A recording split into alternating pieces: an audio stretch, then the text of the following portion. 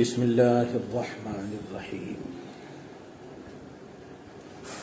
نحمده ونصلي ونسلم على حبيبه الكريم الأمين العزيز الرؤوف الرحيم وعلى آله وأصحابه الأفضلين الأكرمين أجمعين أما بعد فأعوذ بالله من الشيطان الرجيم بسم الله الرحمن الرحيم إن الله وملائكته يصلون على النبي يا أيها الذين آمنوا صلوا عليه وسلموا تسليما اللهم صل وسلم بارك على سيدنا ومولانا محمد معدن الجود والكرم وعلى آله الكرام وابنه الكريم وآله وأصحابه وبارك وسلم صلاة وسلاما عليك يا حبيبي يا سيدي يا رسول اللہ صلی اللہ تعالی علیہ وسلم۔ سورہ احزاب سورہ نمبر 33 کی آیت نمبر 55 تک کا درس ہو چکا ہے۔ حیا کے عنوان سے بہت ہی اہم کلپ جمعرات کو شاید نہیں آئے تھے آپ جی۔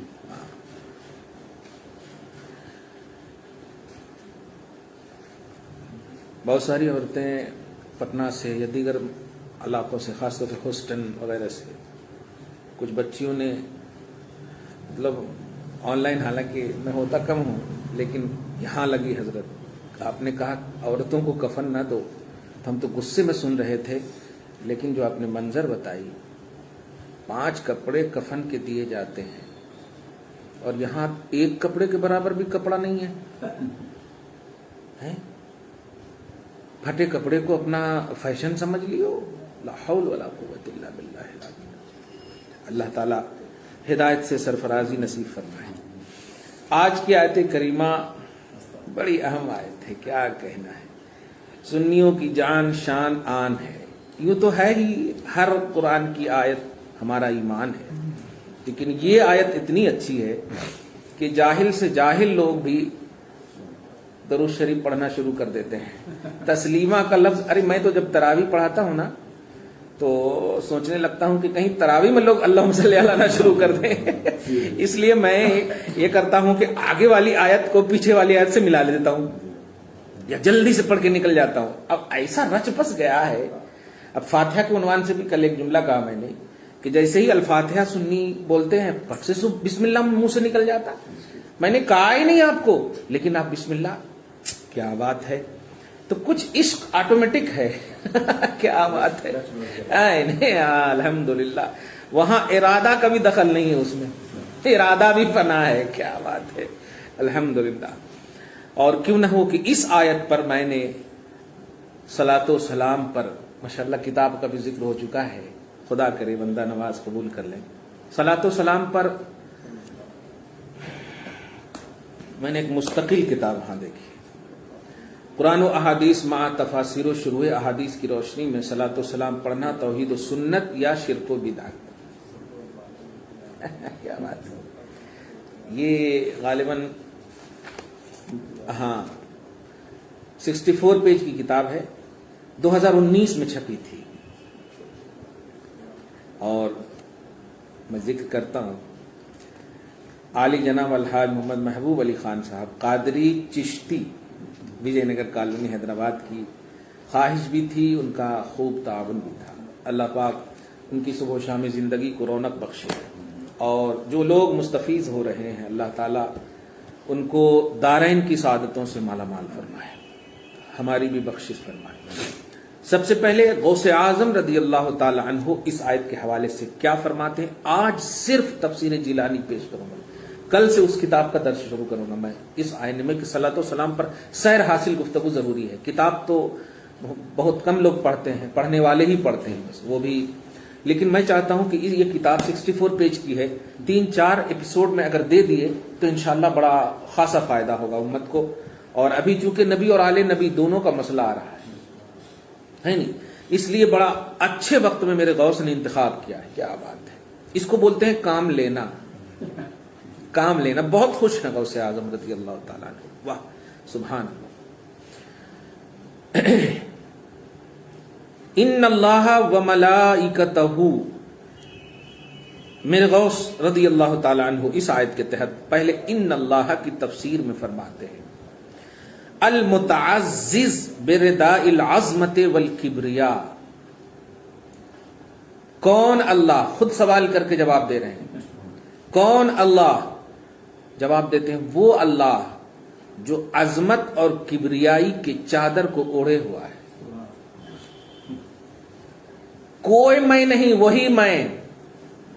کبریائی، بڑھوتری، میں، شان تکبری، جملے پہ غور کیجیے گا، شان تکبری، کیونکہ متکبر وہی ہے.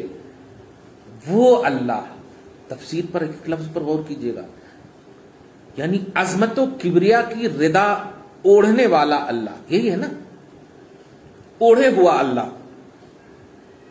یہ عظمت و کبریا کا لفظ یا تفسیر میں میرے غوث نے اس آیت میں کیوں؟ اللہ تو بہت پیچھے بہت ساری جگہوں پہ گزرا ہے، لیکن میں نے ہمیشہ کہا ہے کہ عنوان کے حساب سے غوث پاک رضی اللہ تعالی عنہ خصوصاً اللہ کا ڈیفینیشن کرتے ہیں اور رسول اللہ کا ڈیفینیشن. کہیں پر دیکھیں آپ، یا اکمل رسول بھی کہا ہے، حبیب کا بھی لفظ استعمال کیا ہے. خیر،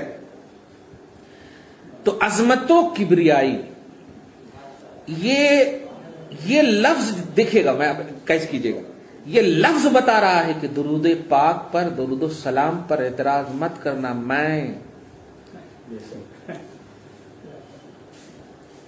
عظمت کبریائی کا چادر اوڑھ کر، شان کبریائی رکھ کر، وصف کبریائی کے ساتھ کہہ رہا ہوں کہ میں، اور تو خصلتوں میں ناپاکی کی صفت رکھنے والے، میں تو ہے ہی ہوں خالق ہو کر پاک، لیکن مخلوق میں تجھے نہیں، جس کو پاک کیا ہوں وہ. اس لفظ پر اور غور کہ ان اللہ والملائکۃ نہیں ہے، بے شک اللہ اور فرشتے، بے شک اللہ اور اس کے فرشتے. ایک ایک لفظ میں غوث پاک کی تفسیر کر رہا ہوں. میں غوث پاک ملائکتہ کی تفسیر میں کہتے ہیں المہیمین عندہ، جو اللہ کی بارگاہ میں محافظ بنے کھڑے رہتے ہیں، وہ فرشتے، وہ فرشتے. الوالہین بمطالعۃ جمالہ، اور جو اللہ کے جمال میں، اللہ کے جمال کے مطالعہ میں مستغرق رہتے ہیں، وہ فرشتے. المستغرقین بشرف لقائہ، اور جو خدا کی ملاقات کے شرف سے مشرف ہوئے ہوتے ہیں، وہ فرشتے. فرشتے تو بہت ہیں نا، ہر ایک کا الگ الگ کام ہے، لیکن وہ پہاڑ والے نہیں، بارگاہ خدا میں جمال، لفظ جمال کبریائی کا مشاہدہ کرنے والے، لقائے رب سے مشرف رہنے والے، وہ فرشتے. ایک نئی بات معلوم ہوئی غوث پاک کی اس تفسیر سے کہ عام فرشتے تو خیر بھیجیں گے ہی، لیکن ان فرشتوں کے مقابلے میں ان کی حیثیت نہیں ہے. جن کی حیثیت سب سے زیادہ ہے وہ فرشتے. واہ واہ، جمال خدا کا مطالعہ کرنے والے فرشتے، لقائے رب کے شرف سے مشرف ہونے والے فرشتے. بلکہ غوث نے مستغرق کا ایک جملہ کہا ہے، تو یہی ترجمہ کیجیے، لقائے رب کے شرف سے غرق ہو جانے والے فرشتے، یا شرف میں غرق ہو جانے والے فرشتے کیا کرتے ہیں؟ یصلون. پہلے ترجمہ کرتا ہوں، صلات کرتے ہیں. یہ ترجمہ کیجیے. اللہ کے لیے پڑھنے کا لفظ استعمال نہیں کرنا چاہیے، پڑھنے کا لفظ استعمال نہیں کرنا، کیونکہ پڑھنے کے لیے زبان ضروری ہے، اور زبان وغیرہ جو ہے نا، یہ متشابہات پہلو ہیں، اس لیے ہم کیوں شکوک و شبہات میں لوگوں کو پڑھائیں. تو اللہ کے لیے بولیے بھیجتا ہے، سمجھ رہے نا. تو یصلون کا ترجمہ پہلے 4 ترجمہ ہوتا صلات کا. امام بخاری کی بھی بات یاد آ رہی مجھ کو. صلات مطلقاً مشترک لفظ ہے. مشترک بولتے ہیں کہ معنی اس کا کئی ہو، نہیں زو نہیں، مطلب ذوالمعانی، کئی معنی ہو اس کے، صرف دو معنی نہیں، کئی معنی. دو معنی بھی ہو تو چلے گا، اگر مشترک اسی کو کہتے ہیں. صلاۃ کی نسبت، جب مشترک جب لفظ ہوتا ہے نا تو مشترک لفظ نسبت سے پہچانا جاتا ہے. اپنا وجود یا اپنا مستقل معنی وہ نہیں دیتا، نسبت سے. تو صلاۃ کی نسبت اللہ کی طرف ہے یا رسول اللہ کی طرف ہے، دھیان دیجیے گا، یا فرشتوں کی طرف ہے یا چرند و پرند کی طرف ہے، خالق کی طرف ہے یا مخلوق کی طرف ہے، فرشتوں کی طرف ہے یا چرند و پرند ہے. نہیں، واہ. اگر صلاۃ کی نسبت اللہ کی طرف ہے تو اس کا معنی ہوتا ہے رحمت نازل کرنا. تو اب ترجمہ کیا ہوگا؟ بے شک اللہ رحمت نازل فرماتا ہے. سمجھ رہے ہیں آپ؟ کیا بات ہے. اور اگر مخلوق کی طرف ہے تو طلب رحمت کرنا. تو اب کیا معنی ہوگا؟ بے شک فرشتے رحمت طلب کرتے ہیں. کمال ہے. اور مخلوق ہم بھی ہیں تو یہی مراد ہے. اب دیکھیے، چرند و پرند کی طرف ہے تو تسبیح و تحلیل کرنا. بے شک سارے فرشتے تسبیح و تحلیل اور استغفار کرتے ہیں. یہ ترجمہ ہوا، دھیان دیجیے گا. غوث امام بخاری نے اس کی تفسیر میں اپنے شیخ ابو العالیہ سے نقل کی ہے کہ صلاۃ کا معنی اس آیت میں جو اللہ کی طرف منسوب ہے اس سے مراد یہ ہے.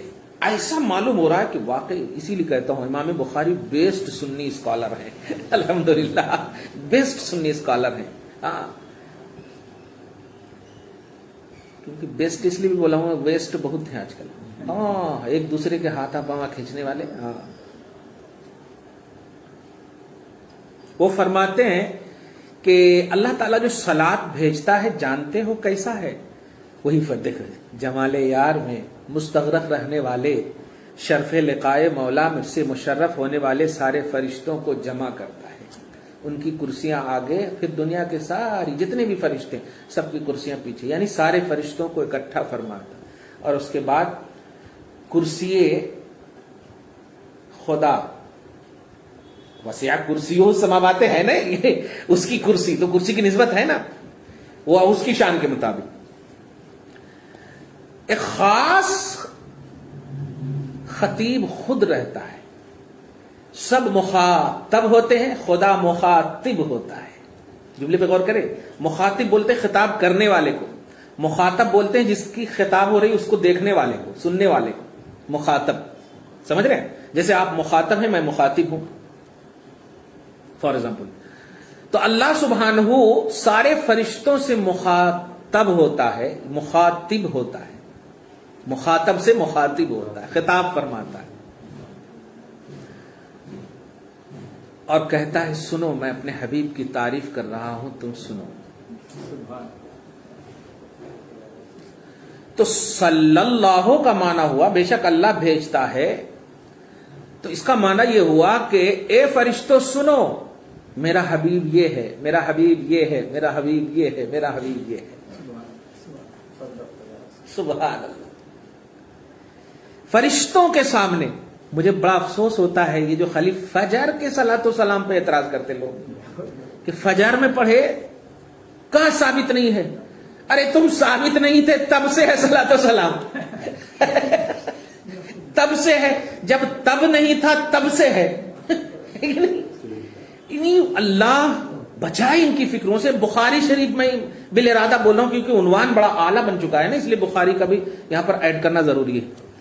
تو اللہ تعالیٰ اپنے خاص فرشتوں کی محفل میں، سب فرشتے نہیں، خاص فرشتوں کی محفل میں پھر بھی تباہ ہو کر سارے فرشتوں کے سامنے کہتا ہے میرا حبیب مزمل ہے، میرا حبیب مدثر ہے، میرا حبیب طٰہٰ ہے، میرا حبیب یاسین ہے. یعنی شان محمدی بیان کرنا، ثناء محمدی بیان کرنا لفظ ہے. ثناؤہ لہ عند الملائکہ، یہ لفظ ہے بخاری کا.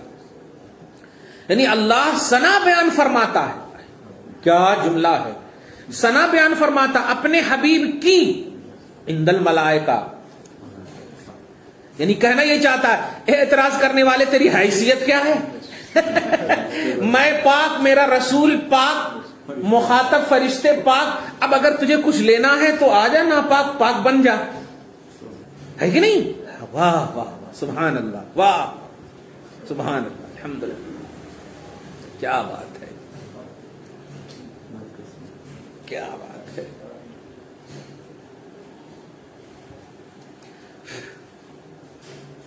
سبحان۔ تو یصلون کی تفسیر جیلانی سنیے، میں اس کے لیے صرف میں اتنا بول رہا تھا۔ فرماتے ہیں یصلون کی تفسیر میں یعتنون ویہتمون باظہار فضلہ تبجیلا وتعظیما، یہ لفظ ہے۔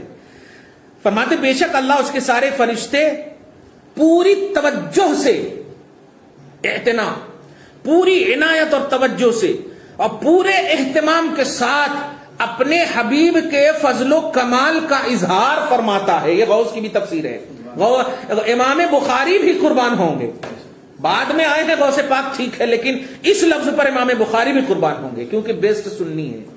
کیا بات ہے، کیا کہہ رہے ہیں کہ یہتمون باظہار فضلہ، اہتمام کے ساتھ فضل مصطفیٰ کا اظہار کرتا ہے اللہ۔ کیا بات ہے۔ آج تک تو میں امام بخاری کے اس جملے پر ابھی کہہ رہا ہوں، مجھے ابھی یہ بات سمجھ میں آئی۔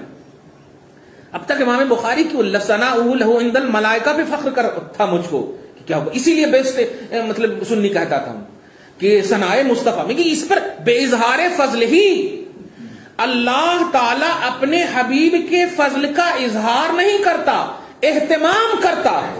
رکو، ابھی بیان نہ کرو، رکو، آج کے حساب سے بولو، رکو پہلے ادھ بتی جلاؤ، رکو پہلے عطر لگاؤ، رکو پہلے سب ٹھیک ہو جاؤ، رکو پہلے باادب ہو جاؤ، میرے حبیب کے فضل کا اظہار کرنا ہے مجھے۔ واہ واہ واہ واہ واہ واہ۔ اہتمام سے تو اپنی جگہ پر ہے، لیکن میرے غوث کے اس لفظ پر قربان جاؤ یار، واہ۔ یا تنون، اعتنا، توجہ کامل کو بولتے ہیں۔ یہتمون، اہتمام، بے اظہار فضل ہی، حبیب کے فضل کے اظہار کا اہتمام فرماتا ہے۔ کیا یعنی، اب میں یہ تبلیغی جماعت کا مطلب فاؤنڈر میں سے ہے زکریا کاندلوی، اس نے مطلب کتاب لکھی فضائل اعمال وغیرہ، ہاں دیکھیے، اس میں مطلب دل سے نہیں کہہ رہا ہوں، حقیقت بیانی کر رہا ہوں، سنیوں کی کسی کتاب میں اتنا نہیں دیکھیں گے جتنا اس نے حضور کے اس درود پر عنوان باندھا ہے۔ لیکن آج میں کہوں گا کہ واقعی لکھنا آسان ہے، پڑھنا بھی آسان ہے، لیکن دل میں اسی کے اترتا ہے جو دل سے لکھتا ہے یا دل سے پڑھتا ہے۔ ورنہ تبلیغی کیسے ہوتے تم؟ آپ ورق کالا کر دیے ہیں۔ وہ میں جب پڑھتا ہوں نا حدیث حضور کے درود پر، درود پاک کا عنوان، طبیعت باغ باغ ہو جاتی۔ لیکن نہیں، ہم نے کتابیں کم لکھی ہیں، معنی زیادہ ہے، سبحان اللہ، ہے نہیں، چاہا زیادہ ہے۔ یہ دیکھیے غوث پاک نے ایک لائن سے بھی کم میں پوری دنیا دے دی ہے سنیوں کو کہ تمہاری حیثیت کیا ہے درود و سلام کی اہمیت کے سمجھنے کے باب میں۔ سنیوں تم بھی بہت کم سمجھتے ہو۔ سنو، درود کا کانسیپٹ خدا کی بارگاہ میں یہ ہے کہ فضل مصطفیٰ کے اظہار کے لیے اہتمام کرتا ہے اللہ۔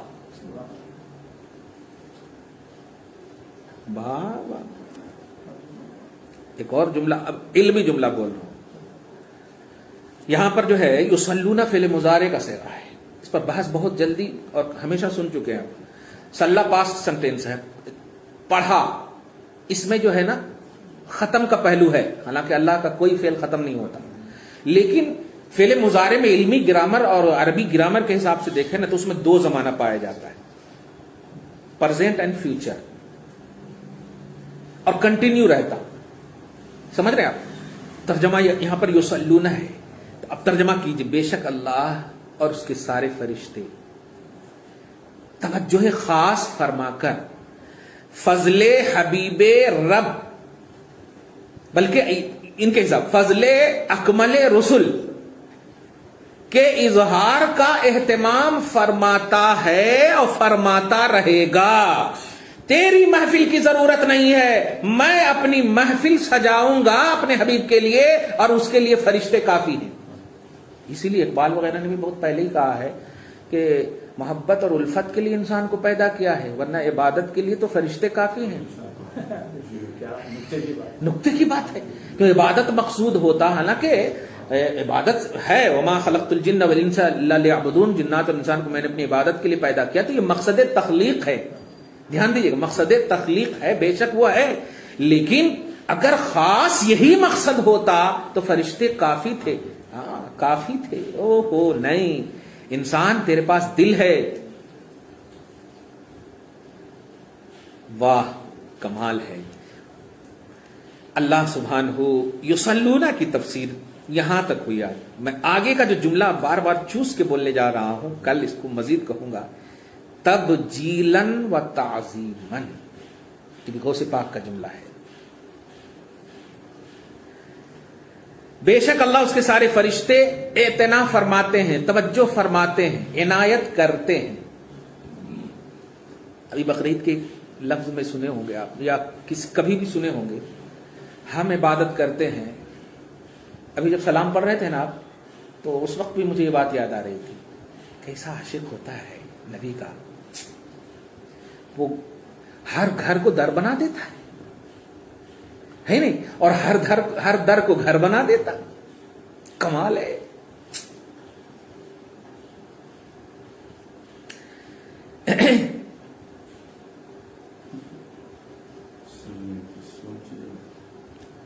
ہم نماز جب پڑھتے ہیں یعنی کچھ بھی عبادت کرتے ہیں تو عبادت کرنے کے بعد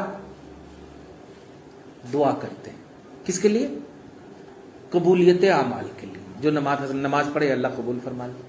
اچھا ایسا کبھی ہے کہ اللہ مغرب کی نماز پڑھوں گا تو قبول کر لے؟ ایسا کبھی دعا کیے ہیں؟ آپ یہ کہہ سکتے ہیں اللہ مدد فرمانا، نماز پڑھوں گا مدد فرمانے، ٹھیک ہے، نماز پڑھنے پر مدد فرمانا، ایسی دعا ٹھیک ہے. لیکن ابھی عمل نہ کیے ہوں اور قبولیت کی دعا آپ کر سکتے ہیں. لیکن نبی صلی اللہ علیہ وسلم کا فضل و کمال خدا کی بارگاہ میں دیکھیے، اور پوری دنیا کی وہابی سن لے قسم خدا کی. نبی صلی اللہ علیہ وسلم ابھی کیے نہیں ہے عمل، اور اللہ فرماتا ہے بے شک میں نے آپ کو خیر کثیر دے دیا. انا اعطیناک الکوثر، بے شک ہم نے آپ کو خیر کثیر بے شمار نعمتیں عطا کر دی ہیں. فصلی لربک، ہاں یہی جملہ ٹھیک ہے. بعد میں نماز پڑھیے اپنے رب کے لیے، پہلے عطائے رب پر خوش ہو جائیے.